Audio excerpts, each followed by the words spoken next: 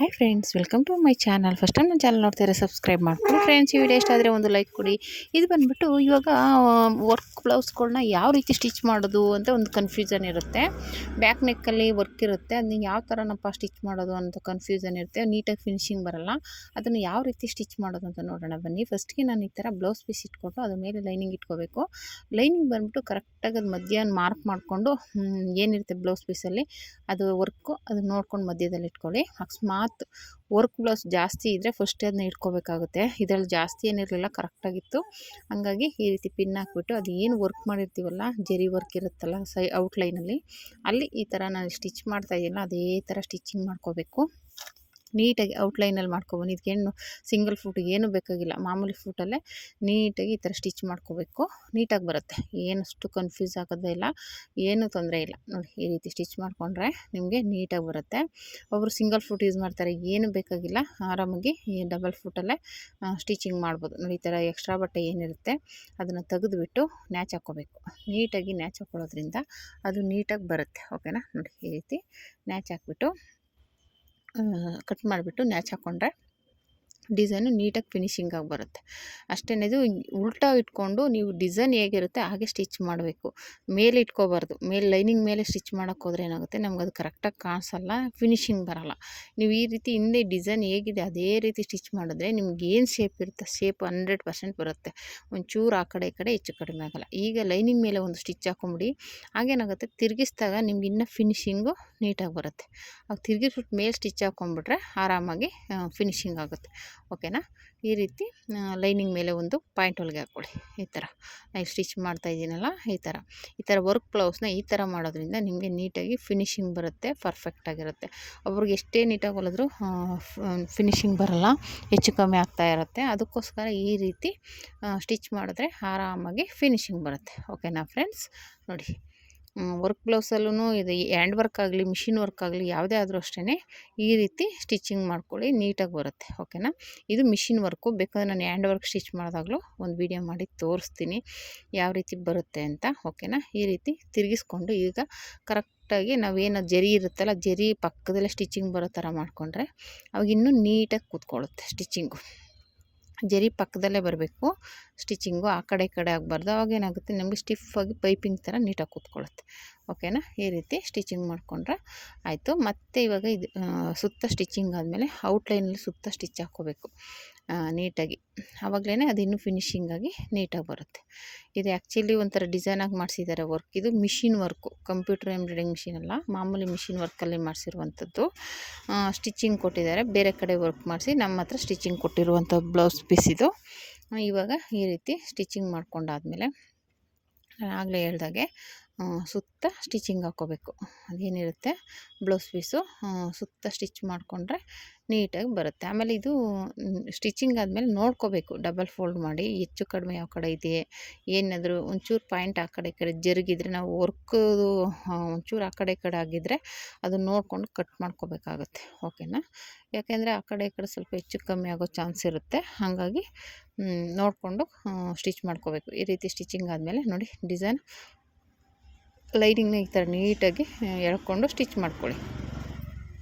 ಇಲ್ಲಾಂದರೆ ಏನಾಗುತ್ತೆ, lining loose ಆಗಿಬಿಡುತ್ತೆ, ಇಲ್ಲ ಮೇನ್ ಪೀಸ್ ಲೂಸ್ ಆಗಿಬಿಡುತ್ತೆ, ಆ ಥರ ಟೈಟು ಲೂಸು ಬಂದುಬಿಡುತ್ತೆ. ಈ ಥರ ನೀಟಾಗಿ ನೀವ್ಕೊಂಡು ಸ್ಟಿಚ್ ಮಾಡೋದ್ರಿಂದ ಆ್ಯಕ್ಚುಲಿ ಇದು ಡೀಪ್ ಇನ್ನೂ ಸ್ವಲ್ಪ ಬ್ರಾಡ್ ಇರಬೇಕಾಗಿತ್ತು. ಅವರು ಚಿಕ್ಕದಾಗಿ ಇಟ್ಟಿದ್ದಾರೆ ಡೀಪು, ಅಷ್ಟು ಇದಾಗಿರಲ್ಲ. ಆದರೆ ಏನೂ ಮಾಡೋಕ್ಕಾಗಲ್ಲ, ಅವ್ರು ಹೇಳ್ಬೇಕಿತ್ತು ಒಂದು ಸ್ವಲ್ಪ ಬ್ರಾಡಾಗಿ ಇಡಿ ಅಂತ. ಅವರು ಮಾಮೂಲಿಯಾಗಿ ಇಟ್ಟಿದ್ದಾರೆ, ಹಾಗಾಗಿ ಈ ಥರ ಬಂದಿದೆ ಡಿಸೈನ್ ಅದು. ಇವಾಗ ನ್ಯಾಚ್ ಹಾಕ್ಕೊಂಡು ಈಗ ಡಬಲ್ ಫೋಲ್ಡ್ ಮಾಡಿಕೊಂಡು ನೋಡ್ಕೋಬೇಕು, ಆ ಡಿಸೈನ್ ಕರೆಕ್ಟಾಗಿದೆಯಾ, ಹೆಚ್ಚು ಕಡಿಮೆ ಇದೆಯಾ ಅಂತ ನೋಡ್ಕೋಬೇಕು. ಮತ್ತು ಈ ಕಡೆ ಒಂದು ಸ್ಟಿಚ್ ಹಾಕ್ಕೊಂಬಿಡಬೇಕು. ಆ ಕಡೆ ಸ್ಟಿಚ್ ಹಾಕಿದ್ಮೇಲೆ ಮತ್ತು ಈ ಕಡೆನೂ ಹಾಗೇ ಸ್ಟಿಚ್ ಮಾಡ್ಕೋಬೇಕು. ಇಲ್ಲ ಸ್ಟಿಚ್ ಮಾಡ್ತಾಯಿದ್ದೀನಲ್ಲ ಅದೇ ರೀತಿ ಸ್ಟಿಚ್ ಮಾಡ್ಕೋಬೇಕು. ಈ ರೀತಿ ಸ್ಟಿಚ್ ಮಾಡ್ಕೊಂಡಾದಮೇಲೆ ಮತ್ತೆ ಕೆಳಗಡೆ ಫೋಲ್ಡ್ ಮಾಡಿ ಡಾಟ್ ಪಾಯಿಂಟ್ ಇಟ್ಕೋಬೇಕಾಗುತ್ತೆ. ಮತ್ತು ಡಾಟ್ ಹಿಡಿಯೋಕ್ಕೆ ಮುಂಚೆನೇ ಫಸ್ಟು ಸರಿ ಇದೆಯಾ ನೋಡ್ಕೋಬೇಕು. ಅದು ಡಿಸೈನ್ ಸ್ಟಿಚ್ ಮಾಡಿರೋದ್ರಿಂದ ಎರಡು ಕಡೆ ಡಿಸೈನು ಒಂದೇ ಮ್ಯಾಚ್ ಮಾಡಿ ಕರೆಕ್ಟಾಗಿ ಬಂದಿದೆಯಾ, ಒಂದು ಪಾಯಿಂಟ್ ಆ ಕಡೆ ಈ ಕಡೆ ಆಗಿದ್ರೆ ಅದು ಕಟ್ ಮಾಡಿ ತೆಗೆದುಬಿಡ್ಬೇಕು. ಓಕೆನಾ? ನೋಡಿ, ಈ ರೀತಿ ರೆಡಿ ಆಯಿತು. ಇವಾಗ ಅದನ್ನ ನಾನು ಹೇಳ್ದಂಗೆ ಈ ರೀತಿ ಫೋಲ್ಡ್ ಮಾಡಿ ನೋಡಿ, ಒಂದೊಂದು ಪಾಯಿಂಟ್ ಆ ಕಡೆ ಈ ಕಡೆ ಆಗಿರುತ್ತೆ, ಅದನ್ನು ಕಟ್ ಮಾಡ್ಕೊಂಬಿಡ್ಬೇಕು ನೀಟಾಗಿ. ಎಲ್ಲಿ ಹೆಚ್ಚು ಕಮ್ಮಿ ಇರುತ್ತೆ ಅಲ್ಲಿ ತೆಗೆದುಬಿಟ್ಟು ನೀಟ್ ಮಾಡ್ಕೋಬೇಕು. ಇಲ್ಲಾಂದರೆ ಏನಾಗುತ್ತೆ, ಅದು ಹಾಗೆ ಬಿಟ್ಟರೆ ಹೆಚ್ಚು ಕಮ್ಮಿ ಆಗುತ್ತೆ. ಹಾಗಾಗಿ ಒಂದು ಲೆವೆಲ್ಗೆ ಯಾವ್ದು ಜಾಸ್ತಿ ಇರುತ್ತೆ ಅದನ್ನು ತೆಗೆದುಬಿಟ್ಟು ಒಂದು ಲೆವೆಲ್ಗೆ ಮಾಡ್ಕೋಬೇಕು. ಓಕೆನಾ. ಮತ್ತು ಇಲ್ಲಿ ಕೆಳಗಡೆ ಫೋಲ್ಡ್ ಮಾಡ್ಕೋಬೇಕು ನೀಟಾಗಿ. ನಾನು ಸ್ಟಿಚಿಂಗೇ ಮಾಡಿಬಿಟ್ಟೆ, ಅವ್ರೇನು ಎಮ್ಮಿಂಗ್ ಕೇಳಲ್ಲ, ಹಾಗಾಗಿ ಸ್ಟಿಚಿಂಗೇ ಮಾಡಿಬಿಟ್ಟಿದ್ದೀನಿ.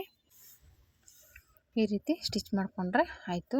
ಎಮ್ಮಿಂಗ್ ಏನು ಅವ್ರು ಕೇಳಲ್ಲ, ಹಾಗಾಗಿ ನಾನು ಸ್ಟಿಚಿಂಗೇ ಮಾಡಿಬಿಡ್ತೀನಿ. ಒಬ್ಬೊಬ್ರು ಒಬ್ಬೊಬ್ರಿಗೆ ಎಮ್ಮಿಂಗ್ ಕೇಳೋರಿಗೆ ಎಮ್ಮಿಂಗ್ ಮಾಡಿಕೊಡೋದು, ಇಲ್ಲಾಂದರೆ ಈ ರೀತಿ ಸ್ಟಿಚಿಂಗೇ ಮಾಡಿಬಿಡ್ತೀನಿ. ಓಕೆನಾ. ಈಗ ಇದು ಸ್ಟಿಚ್ ಮಾಡ್ಕೊಂಡಾದಮೇಲೆ ಮತ್ತು ಡಾಟ್ ಹಿಡ್ಕೋಬೇಕು. ಡಾಟ್ ಹಿಡಿಯುವಾಗಲೂ ಅಷ್ಟೇ ಡಿಸೈನ್ ಹೇಗಿರುತ್ತೆ ಅದು ನೋಡಿಕೊಂಡು ಡಾಟ್ ಹಿಡಿಬೇಕಾಗುತ್ತೆ. ಒಂದೊಂದು ಸಲ ಒಂಚೂರು ಆ ಕಡೆ ಈ ಕಡೆ ಸ್ಟಿಚಿಂಗು ವೇರಿಯೇಷನ್ ಆಗುತ್ತೆ. ಯಾಕಂದರೆ ಡಿಸೈನ್ಗಳಿರುತ್ತಲ್ಲ, ಡಿಸೈನ್ ಇದ್ದಾಗ ನಾವು ಅದಕ್ಕೆ ನೋಡಿಕೊಂಡು ಸ್ಟಿಚ್ ಮಾಡ್ಕೋಬೇಕು. ನಾವು ಮಾಮೂಲಿ ಥರ ಸ್ಟಿಚ್ ಮಾಡಿದ್ರೆ ಅವಾಗ ನೀಟಾಗಿ ಬರೋಲ್ಲ, ಡಿಸೈನ್ಗಳು ಲೂಸ್ ಆಗಿಬಿಡುತ್ತೆ. ಓಕೆನಾ. ಈ ರೀತಿ ಫೋಲ್ಡ್ ಮಾಡಿ ಕರೆಕ್ಟಾಗಿ ಡಿಸೈನ್ ಪಕ್ಕದಲ್ಲೇ ಬರೋ ಥರ ಮಾರ್ಕ್ ಮಾಡಿಕೊಂಡು ಸ್ಟಿಚ್ ಮಾಡ್ಕೋಬೇಕು. ಇವಾಗ ಏನು ಡಿಸೈನ್ ಇದೆ ಅದ್ರ ಪಕ್ಕದಲ್ಲೇ ಬರಬೇಕು. ಇದು ಬಂದುಬಿಟ್ಟು ಫ್ರಂಟ್ ಪೀಸು. ಮಾಮೂಲಿ ಫ್ರಂಟ್ ಪೀಸಲ್ಲಿ ಒಂದು ಸೈಡು ಡಿಸೈನ್ ಬರುತ್ತಲ್ಲ, ಅದು ಯಾವ ರೀತಿ ಸ್ಟಿಚ್ ಮಾಡೋದು ನೋಡೋಣ ಬನ್ನಿ. ಫಸ್ಟಿಗೆ ಈ ರೀತಿ ಮಾರ್ಕ್ ಮಾಡ್ಕೋಬೇಕು. ಮಾರ್ಕ್ ಮಾಡಿಕೊಂಡು ಕರೆಕ್ಟಾಗಿ ಎರಡು ಕಡೆನೂ ಎರಡು ಕಡೆ ಪೀಸ್ ಇರುತ್ತಲ್ಲ, ಆ ಕಡೆ ಒಂದು ಈ ಕಡೆ ಒಂದು ಇಟ್ಕೊಂಡು ಎರಡೂ ಸಪ್ರೇಟ್ ಮಾಡ್ಕೋಬೇಕು ಫಸ್ಟ್ಗೆ. ಆಮೇಲೆ ಯಾವುದು ಡಿಸೈನ್ ಇರುತ್ತೆ ಅದನ್ನು ಫಸ್ಟು ಸ್ಟಿಚ್ ಮಾಡ್ಕೋಬೇಕು. ಸೇಮ್ ಮಾಮೂಲಿ ಬ್ಲೌಸ್ ಪೀಸ್ ಇಟ್ಕೋಬೇಕು, ಅದ್ರ ಮೇಲೆ ಲೈನಿಂಗ್ ಇಟ್ಟು ಮಾಮೂಲಿ ಡಿಸೈನ್ ಹೇಗಿದೆ ಹಾಗೇ ಸ್ಟಿಚ್ ಮಾಡ್ಕೋಬೇಕು. ನಾನು ಆಗಲೇ ತೋರಿಸೋದಲ್ಲ, ಈ ಥರ ಪಿನ್ ಹಾಕ್ಕೊಂಬಿಟ್ಟು, ಬೇಕು ಅಂದರೆ ಒಂದು ಪಾಯಿಂಟ್ ಹೊಲಿಗೆ ಹಾಕ್ಕೊಂಬಿಡಿ, ಎಕ್ಸ್ಟ್ರಾ ಸ್ಟಿಚ್ ಹಾಕ್ಕೊಂಬಿಟ್ರೆ ನೀಟಾಗಿರುತ್ತೆ. ಆಮೇಲೆ ಅದು ಡಿಸೈನ್ ಹೇಗಿದೆ ಅದ್ರ ಮೇಲೇ ಸ್ಟಿಚ್ ಮಾಡಿಕೊಂಡ್ರೆ ನಮ್ಗೆ ನೀಟಾಗಿ ಬರುತ್ತೆ. ಫಿನಿಶಿಂಗ್ ಎಲ್ಲ ಚೆನ್ನಾಗಿ ಬರುತ್ತೆ. ಓಕೆನಾ. ಈ ರೀತಿ ನೀಟಾಗಿ ಇಟ್ಕೊಳ್ಳಿ. ಈಗ ಒಂದು ಪಾಯಿಂಟ್ ಹೊಲಿಗೆ, ಇದು ಎಕ್ಸ್ಟ್ರಾ ಇದು ಸ್ಟಿಚಿಂಗ್ ಬಿಚ್ಚುವಂಥ ಹೊಲಿಗೆ, ದೊಡ್ಡ ಹೊಲಿಗೆ ಹಾಕ್ಕೊಂಬಿಟ್ರೆ ಸಾಕು. ಯಾಕಂದರೆ ಅದು ಆ ಕಡೆ ಈ ಕಡೆ ಸರಿಬಾರ್ದು ಅಂತ.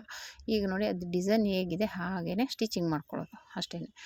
ಫ್ರಂಟ್ ನೆಕ್ ಆಗಲಿ, ಬ್ಯಾಕ್ ನೆಕ್ ಆಗಲಿ, ಸ್ಲೀವ್ಸ್ ಆಗಲಿ ಎಲ್ಲದಕ್ಕೂ ಇದೇ ಥರ ಬರುತ್ತೆ. ಸೇಮ್ ಡಿಸೈನ್ ಹೇಗಿರುತ್ತೆ ಅದು ಡಿಸೈನ್ ಪಕ್ಕದಲ್ಲೇ ಸ್ಟಿಚಿಂಗ್ ಮಾಡಬೇಕು. ಉಲ್ಟಾ ಡಿಸೈನ್ ಇರೋ ಕಡೆ ನೋಡ್ಕೊಂಡು ಸ್ಟಿಚ್ ಮಾಡಬೇಕು. ಅದ್ರ ಮೇಲೆ ಇಟ್ಟರೆ ಡಿಸೈನ್ ಕಾಣಿಸಲ್ಲ. ಇವಾಗ ಈ ಥರ ಆದರೆ ಕರೆಕ್ಟಾಗಿ ನೀಟಾಗಿ ಫಿನಿಶಿಂಗ್ ಎಲ್ಲ ಬರುತ್ತೆ. ಓಕೆ ನೋಡಿ, ಈ ರೀತಿ ರೆಡಿ ಆಯಿತು. ಈ ರೀತಿ ಕಟ್ ಮಾಡಿಬಿಟ್ಟು ಸ್ನ್ಯಾಚ್ ಹಾಕ್ಬಿಟ್ಟು ಒಂದು ಪಾಯಿಂಟ್ ಹೊಲಿಗೆ ಹಾಕಿ ತಿರುಗಿಸ್ಕೊಂಡ್ರೆ ನಮಗೆ ಡಿಸೈನ್ ರೆಡಿ ಆಗುತ್ತೆ. ಓಕೆನಾ ಫ್ರೆಂಡ್ಸ್. ಈ ವಿಡಿಯೋ ಇಷ್ಟಾದರೆ ಲೈಕ್ ಮಾಡಿ, ಶೇರ್ ಮಾಡಿ, ಕಮೆಂಟ್ ಮಾಡಿ. ಮತ್ತು ಇನ್ನೇನಾದರೂ ಡೌಟ್ಸ್ ಇದ್ದರೆ ಕಮೆಂಟ್ ಮಾಡಿ. ಈ ಥರ ವರ್ಕ್ ಇರೋ ಬ್ಲೌಸನ್ನ ಯಾವ ರೀತಿ ಸ್ಟಿಚ್ ಮಾಡೋದು ಅಂತ ತೋರಿಸಿದ್ದೀನಿ. ನೆಕ್ಸ್ಟು ಬೇರೆ ಬೇರೆ ಥರದ ವೀಡಿಯೋಗಳನ್ನ ಹಾಕೋಕ್ಕೆ ಟ್ರೈ ಮಾಡ್ತೀನಿ ಫ್ರೆಂಡ್ಸ್. ನೋಡಿ ಈ ರೀತಿ ರೆಡಿಯಾಗಿದೆ. ಈಗ ಅದನ್ನು ಮಾಮೂಲಿ ಸುತ್ತ ಸ್ಟಿಚಿಂಗ್ ಹಾಕ್ಕೊಂಡ್ರೆ ನಮಗೆ ರೆಡಿ ಆಯಿತು. ಓಕೆನಾ. ಈ ರೀತಿ ಡಿಸೈನ್ ಇರುವಂಥ ಬ್ಲೌಸ್ಗಳನ್ನ ಈ ರೀತಿ ಆರಾಮಾಗಿ ಸ್ಟಿಚ್ ಮಾಡ್ಕೋಬೋದು. ಎಂಬ್ರಾಯ್ಡಿಂಗ್ ವರ್ಕ್ ಆಗಲಿ, ಹ್ಯಾಂಡ್ ವರ್ಕ್ ಆಗಲಿ, ಯಾವುದೇ ಬ್ಲೌಸ್ ಆದರೂ ಅಷ್ಟೇ ಈ ರೀತಿ ನೀಟಾಗಿ ಸ್ಟಿಚ್ ಮಾಡ್ಕೋಬೋದು. ನೋಡಿ ನೀಟಾಗಿ ಫಿನಿಶಿಂಗ್ ಬಂತು. ಈಗ ಎಕ್ಸ್ಟ್ರಾ ಬಟ್ಟೆ ಏನೇನಿರುತ್ತೆ ಅದನ್ನು ತೆಗೆದುಬಿಟ್ರೆ ನಮಗೆ ಡಿಸೈನ್ ರೆಡಿ ಆಗುತ್ತೆ. ನೋಡಿ ಫ್ರೆಂಡ್, ಫೈನಲಿ ಈ ರೀತಿ ಬಂತು ಡಿಸೈನ್. ಫ್ರಂಟ್ ಡಿಸೈನ್ ಇದು back design. Thank you for watching friends.